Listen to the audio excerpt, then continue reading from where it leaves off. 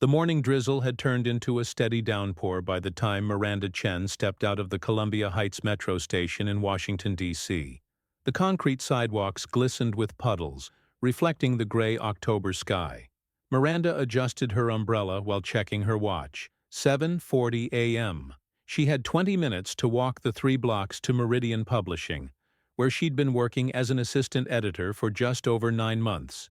At 32, Miranda had finally secured her dream job after years of freelancing in temporary positions. The publishing industry was notoriously difficult to break into, especially for someone without Ivy League connections or family ties. But her persistence had paid off, and now she was determined to prove herself worthy of the opportunity. As she hurried down 14th Street, dodging other commuters, Miranda noticed an elderly man struggling with several grocery bags at the corner. He was partially sheltered under the awning of a local cafe, but the rain was blowing sideways, soaking both him and his purchases. He wore a worn tweed coat that had seen better days, and his gray hair was plastered to his forehead. Most passers-by hurried past, heads down against the weather.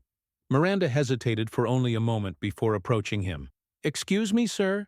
Can I help you with those bags?" The man looked up, startled. His eyes were a striking blue against his weathered face. "Oh, I wouldn't want to trouble you, miss. You look like you're on your way somewhere important." "It's no trouble," Miranda insisted, already reaching for 2 of the heavier bags. "I'm just heading to work, and it's not far." "Where are you going?" "Just up the street to the Astoria," he replied, referring to one of the older apartment buildings in the neighborhood. "My car's in the shop, and I thought I could manage the groceries on foot. I didn't count on this weather turning so nasty." "The Astoria is on my way," Miranda said, which wasn't entirely true. It would add about 5 minutes to her walk, but she couldn't leave him struggling in the rain. "I'm Miranda, by the way. Thomas Winters," he said with a grateful smile. "I appreciate your kindness, especially these days when everyone seems too busy to notice each other." As they walked, Thomas asked about Miranda's work, and she found herself opening up about her position at Meridian Publishing. "It's not the biggest publishing house, but they're respected for their literary fiction and memoirs. I'm hoping to eventually move into acquisitions." "Sounds like meaningful work," Thomas remarked. "Finding stories that deserve to be told." "Exactly. Though right now I'm mostly proofreading and formatting manuscripts. My boss, Ms. Patterson, is pretty demanding. She believes in paying dues before moving up." Thomas nodded thoughtfully. "Sometimes the long path is the one that teaches us the most. I started as a maintenance worker myself many years ago." When they reached the Astoria, a dignified pre-war building with ornate stonework, Miranda was surprised when Thomas bypassed the main entrance and headed toward a side door. "I live in the back unit," he explained, seeming almost embarrassed. "It's smaller, but it suits me fine." Miranda helped him inside and set the groceries on a small kitchen counter. The apartment was modest but impeccably clean, with bookshelves lining one wall and large windows that would have offered plenty of light on a sunnier day. "Thank you again, Miranda. You've saved this old man a lot of trouble today." "It was nice meeting you, Thomas. Maybe I'll see you around the neighborhood." She glanced at her watch, 7:55. "I should run if I want to make it to work on time." "Of course. Don't let me make you late." "And Miranda?" He reached into a drawer and pulled out a business card. "If you ever need anything, please don't hesitate to call." Miranda accepted the card with a smile and tucked it into her pocket without looking at it, then dashed back into the rain. She made it to Meridian Publishing with just a minute to spare, slightly damp, but feeling good about her morning detour. The rest of the day passed in a flurry of activity. Miranda was assigned a new manuscript to proofread, and Ms. Patterson had scheduled an all-staff meeting to discuss the upcoming quarter. It wasn't until she was emptying her pockets that evening that she remembered Thomas's card. When she finally examined it, her jaw dropped. Thomas Winters, chairman and principal owner, Winters Development Group. The address listed was for an office in downtown D.C., in one of the most prestigious business districts. Below that was a phone number and email address. Miranda stared at the card in disbelief. The elderly man in the worn coat whom she'd helped with groceries was apparently not just any resident of the Astoria. He likely owned the entire building, And if Winters Development Group was what she thought it was, they owned dozens of properties throughout the city, including, she suddenly realized, the building that housed Meridian Publishing. 3 days after her encounter with Thomas Winters, Miranda was deep in concentration at her desk when her phone rang. The caller ID showed a number she didn't recognize. "Miranda Chen speaking," she answered professionally. "Miranda, this is Thomas Winters. We met the other day during that dreadful rainstorm. I hope I'm not interrupting anything important." Miranda straightened in her chair, glancing around to make sure no one was within earshot. "Mr. Winters, no, you're not interrupting. How are you? Please call me Thomas. I'm well, thank you. I was wondering if you might be available for lunch today. There's something I'd like to discuss with you." Miranda hesitated. Her lunch break was typically spent at her desk, working through manuscripts while eating a sandwich. But her curiosity about Thomas, and why he might want to meet with her, won out. "I have a break from 12:30 to 1:30, she told him. "Perfect. There's a small Italian place called Vincenzo's on 16th Street. Do you know it?" "I've walked past it," Miranda said. It was one of those upscale restaurants where editors took important authors, not the kind of place she could normally afford. "Wonderful. I'll see you there at 12:30. As she hung up, Miranda felt a flutter of nervousness. Was this just a thank-you lunch from a grateful elderly man, or was there more to it? And if her colleagues discovered she was having lunch with the owner of their building, what would they think? Vincenzo's was warm and inviting, with white tablecloths and soft lighting. Thomas was already seated at a corner table when Miranda arrived, looking much more polished than he had in the rain. He wore a tailored navy suit that spoke of quiet wealth, though his friendly demeanor remained unchanged. "Miranda, thank you for coming," he said, standing to greet her. "I wasn't sure if your work schedule would allow it." "It's no problem," she replied, taking the seat across from him. "Though I have to admit, I was surprised to hear from you." Thomas smiled. "I imagine you were even more surprised when you read my business card." Miranda nodded, feeling slightly embarrassed. "I had no idea who you were when I offered to help with those groceries. And that's precisely why I wanted to meet with you today," Thomas said, his expression turning serious. "In my experience, people rarely show kindness without an agenda, especially to someone they perceive as having nothing to offer them." A waiter appeared to take their orders, and Thomas insisted she try the house specialty, a handmade pasta with truffle sauce that cost more than Miranda typically spent on an entire week of lunches. She agreed, though reluctantly. Once they were alone again, Thomas continued. "I've built my business over 50 years, Miranda. Started with one run-down apartment building that I renovated myself, and now Winters Development owns properties throughout the Mid-Atlantic. But success has made me somewhat isolated."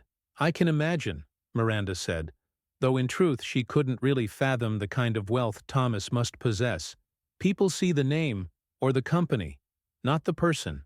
That day in the rain, you saw someone who needed help, nothing more." It was refreshing. He paused, seeming to choose his next words carefully. "I've been considering starting a new project, something different from my usual real estate ventures. A small publishing imprint focused on local histories and memoirs, stories that might otherwise go untold." Miranda's heart skipped a beat. "That sounds fascinating." "I think so too. But I know nothing about publishing. I know buildings, negotiations, contracts, not manuscripts, and editing." The waiter returned with their meals, and Miranda took a moment to process what Thomas seemed to be suggesting. The pasta was indeed extraordinary, but she barely tasted it. Are you offering me a job, Mr. Winters?" "Not exactly. At least, not yet." He set down his fork. "What I'm proposing is that you consult with me initially. Help me understand the industry, what makes a successful imprint, what kind of team we'd need to build. It would be part-time, evenings and weekends, so you could maintain your position at Meridian." "I don't have that much experience," Miranda admitted. "I've only been at Meridian for 9 months, but you have passion and integrity, which are harder to find than experience, and sometimes fresh perspectives are exactly what's needed." Thomas took a sip of water. "I'm offering $75 per hour for your consultation time, with the possibility of a full-time position if we decide to move forward with the project." Miranda nearly choked on her pasta. That was more than triple her current hourly rate. The extra income would make a significant difference in her life. She could finally start paying down her student loans more aggressively, maybe even begin saving for a down payment on a condo instead of continuing to rent. But something didn't feel right. "Why me, really? There are plenty of people with more experience in publishing." Thomas regarded her thoughtfully. "Let me tell you something about my business philosophy, Miranda. I believe that character reveals itself in small moments when no one important is watching. You showed me who you are that morning in the rain. The rest, the skills, the industry knowledge, that can be learned. But integrity? That's innate." Miranda considered his words. Was this really happening? A chance encounter leading to an opportunity that could change the trajectory of her career? "I'd need to think about it," she said finally, "and I'd want to make sure there's no conflict of interest with my position at Meridian." Thomas nodded approvingly. A prudent response. "Take a few days to consider. The offer will remain open." He handed her another business card, this one with his personal cell phone number handwritten on the back. "Call me when you've made your decision, whatever it may be." As Miranda walked back to the office, her mind raced with possibilities. This could be the break she'd been waiting for. A chance to help build something from the ground up, to have real input in what got published. But it also felt too good to be true, and Miranda had learned through hard experience that when something seemed that way, it usually was. Over the next week, Miranda couldn't stop thinking about Thomas's proposal. During the day, she went through the motions at Meridian, proofreading manuscripts and attending meetings, but her mind kept drifting to the possibility of helping create a new imprint. One evening, she decided to do some research on Thomas Winters and his company. She discovered that Winters Development Group had a reputation for ethical business practices and community investment. Unlike many developers who bought historic buildings only to demolish them for luxury condos, Thomas had a history of preserving architectural integrity while modernizing interiors. His company had won several awards for urban renewal projects that didn't displace existing communities. There were also numerous articles about Thomas's philanthropy, particularly his support for education and literacy programs in underserved neighborhoods. Yet despite his wealth and influence, he maintained a relatively low profile. There were few photos of him at society events or splashy galas. Everything she found aligned with the humble, thoughtful man she'd met. Still, Miranda hesitated. She'd worked so hard to get her foot in the door at Meridian. Was she willing to risk that for a consulting gig that might lead nowhere? The following Monday, Ms. Patterson called Miranda into her office. The editor-in-chief was a formidable woman in her 50s, with impeccable taste in literature and a notoriously critical eye. "Chen, what do you make of this?" She pushed a manuscript across her desk. "It came in through the slush pile, but there's something about it that caught my attention." Miranda picked up the pages. A memoir by a former coal miner from West Virginia who had become an environmental activist after witnessing the devastation of mountaintop removal mining. She'd already read the first chapter during her initial screening and had been moved by the raw, honest voice. "I think it has potential," Miranda said carefully. "The writing needs polishing, but the story is powerful and timely." Ms. Patterson nodded. "My thoughts exactly. I'd like you to work with the author on revisions. It will mean longer hours, but it's an opportunity to prove yourself beyond proofreading." "Thank you," Miranda said, genuinely excited. "I won't let you down." See that you don't. I'm taking a chance on you because you have good instincts. Don't make me regret it." As Miranda left the office clutching the manuscript, she felt a renewed sense of loyalty to Meridian. Ms. Patterson rarely handed out opportunities like this to junior staff. Working directly with an author on revisions was a significant step toward the acquisitions role she coveted. That evening, Miranda called Thomas Winters. "I've been thinking about your offer," she began after they exchanged pleasantries. "And?" Thomas asked, his tone giving nothing away. "I'm interested, but I need to be completely transparent. I've just been given an important project at Meridian, working directly with an author on revisions. It's a big opportunity for me." "Congratulations," Thomas said, and she could hear the genuine warmth in his voice. "That's excellent news. Well, the thing is, between my regular duties and this new project, I'm not sure how much time I could realistically devote to consulting for you. There was a pause on the line. Miranda, I appreciate your honesty. Too many people would have simply accepted both opportunities without considering whether they could fulfill either one properly. So you understand why I might need to decline? I do. But I also wonder if we might find a compromise. What if we scaled back the initial consulting? Perhaps just a few hours each week, focusing on the fundamental questions first. What makes this imprint unique? What kind of works we should publish? How to structure the business? Miranda considered this. A few hours a week might be manageable, especially if they met on Sundays when she typically caught up on personal errands. That could work, she admitted. But I'd want to be upfront with Ms. Patterson about the consulting work to avoid any potential conflicts. A wise approach, Thomas agreed, though perhaps wait until you've established the parameters of our project before bringing it to her attention. There may be no conflict at all, depending on what direction we decide to take.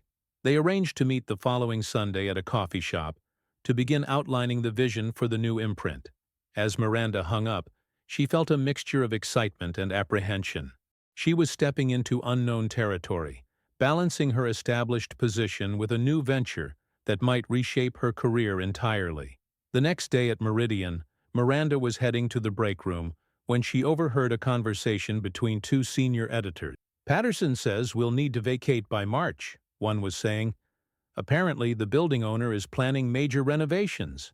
That's barely 5 months away, the other replied. Where are we supposed to go?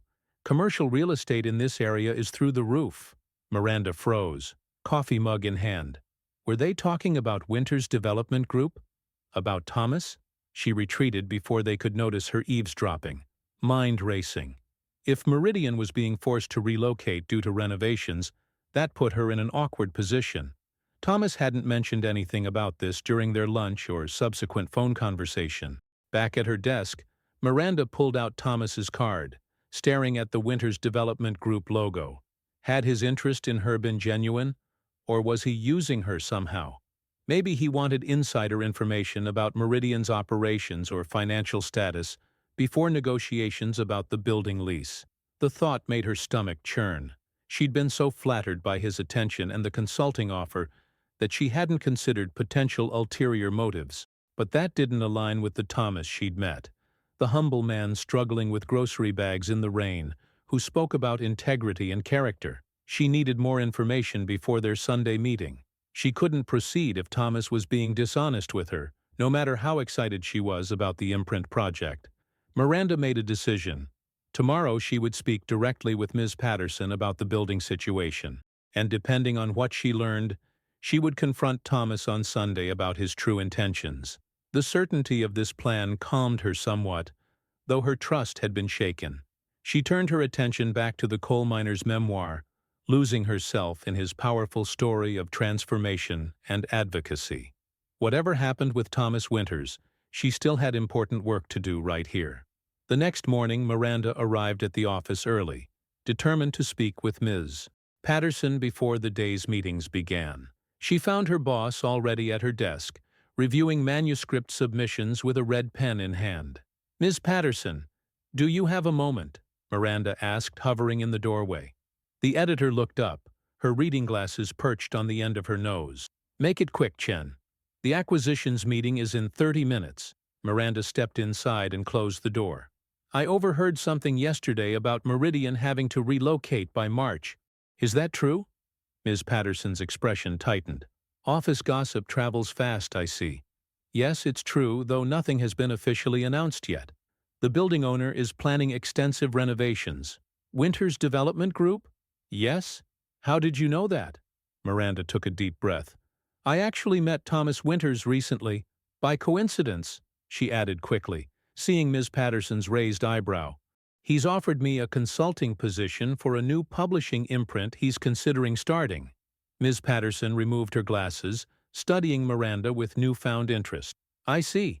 And you're concerned about a conflict of interest, given our impending lease situation.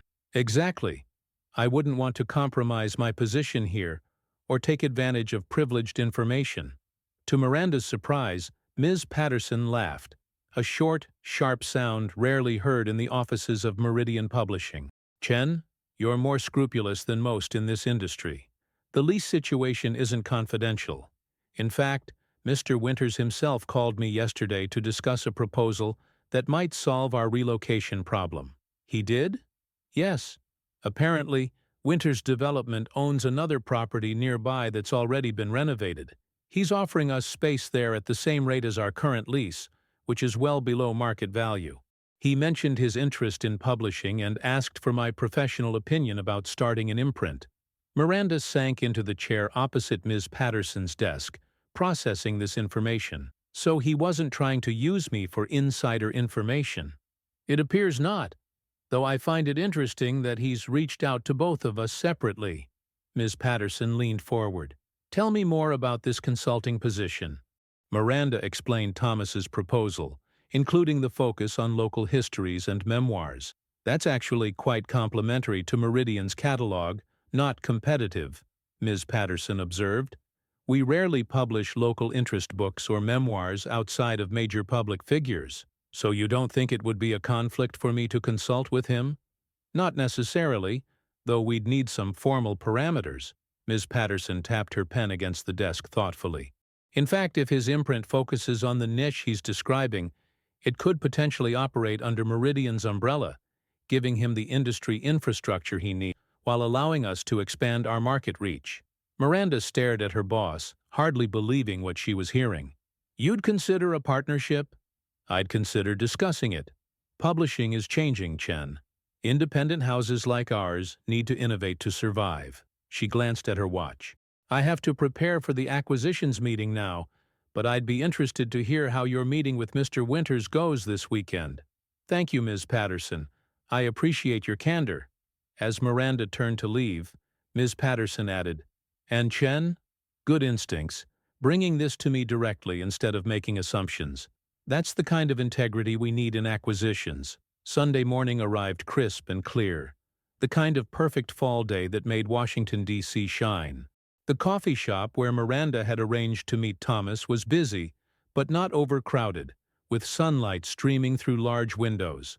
Thomas was already seated at a corner table when she arrived, a notebook open in front of him, and 2 coffee cups waiting. I took the liberty of ordering for you, he said as she sat down. A latte, if I remember correctly, from our lunch. Thank you. Miranda wrapped her hands around the warm cup, gathering her thoughts. Before we begin, there's something I need to address. Thomas nodded, seeming unsurprised. About Meridian's lease situation, I imagine. Yes, I spoke with Ms. Patterson about it. I thought you might. That's why I called her directly after our last conversation. I wanted to ensure there would be no misunderstandings about my intentions. Why didn't you mention the renovations when we met for lunch? Miranda asked. Thomas set down his coffee. Because at that point, it had nothing to do with you or my interest in starting an imprint. The building renovations have been planned for over a year, long before I met you in the rain. It wasn't until after our lunch that I realized the potential for confusion. So the consulting offer is genuinely separate from Meridian's lease situation. Entirely, though I won't pretend the two matters couldn't eventually intersect in productive ways. He smiled slightly. Ms. Patterson struck me as a shrewd businesswoman when we spoke. I imagine she had some thoughts on potential synergies. Miranda couldn't help but smile back. She mentioned the possibility of your imprint operating under Meridian's umbrella. An interesting proposition, though not one I'd considered. Thomas pulled a folder from his briefcase and opened it on the table. I'd envisioned something smaller, more specialized, but I'm open to exploring all options. For the next 2 hours, they discussed Thomas's vision for the imprint, which he wanted to call Cornerstone Press, a nod to both his background in real estate and the foundational nature of the stories he hoped to publish. He showed Miranda a list of potential projects, including an oral history of a historically black neighborhood in D.C. that had been transformed by urban renewal in the 1970s, and a memoir by a Vietnamese immigrant who had opened one of the first pro restaurants in the city.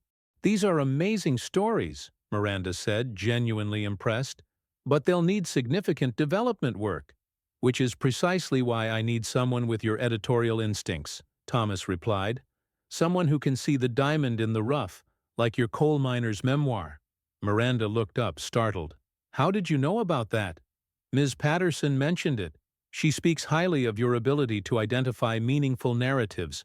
As they continued to refine the concept for Cornerstone Press, Miranda felt increasingly certain that this was an opportunity worth pursuing.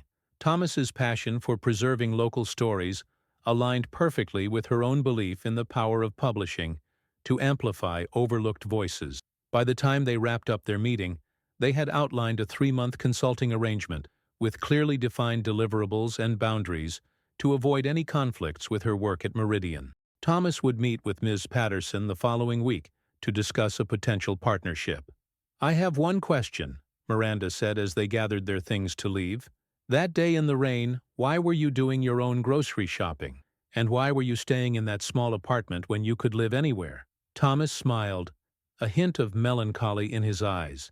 After my wife passed away 5 years ago, I found that our large house in Georgetown felt empty. The small apartment at the Astoria was one of the first properties I ever purchased, back when I was just starting out.